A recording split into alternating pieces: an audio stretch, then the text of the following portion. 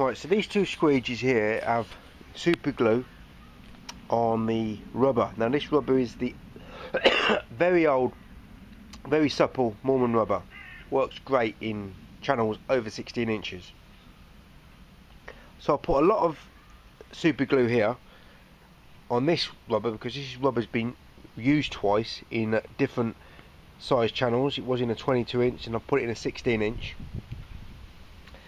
And this, let's put that there, and this rubber is about a month old, and I glued less glue because it's new, and I didn't, I was just experimenting at the time, but there's very little wear compared to, I use this for at least 3 or 4 times a week, all day, because I do about 80-90 shops every week, so this is getting used quite a lot. And you can see that the rubber is in very good condition, but obviously I work a certain way. I'm gentle with my squeegee and I use soap added to the washer, but you might think that the rubber is going to be distorted, or I keep it away from the actual blade part. Just everything else is glued. Just soaping this window up here, and let's use the 22 inch first. So let's get this worn in. I've still got the suppleness at the edge, but I don't have any issues with lines because I keep the glue away. So there you go, that worked fine. All it's done is it's just strengthened the rubber more for working. It's a very soft rubber. I've never experienced a rubber this supple. It's very easy to cut or snag if you're not paying attention. So this rubber is now, I would say, about 3-4 months old.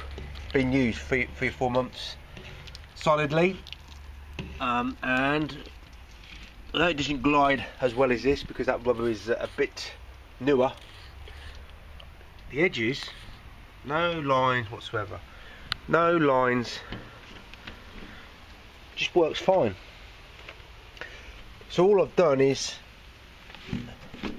let's try and get it, see, there's just no lines at the edges, no arcs or anything.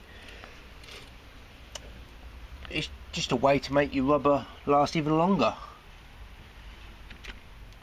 So typically 22 inch rubbers will last me 2.5-3 months, both sides.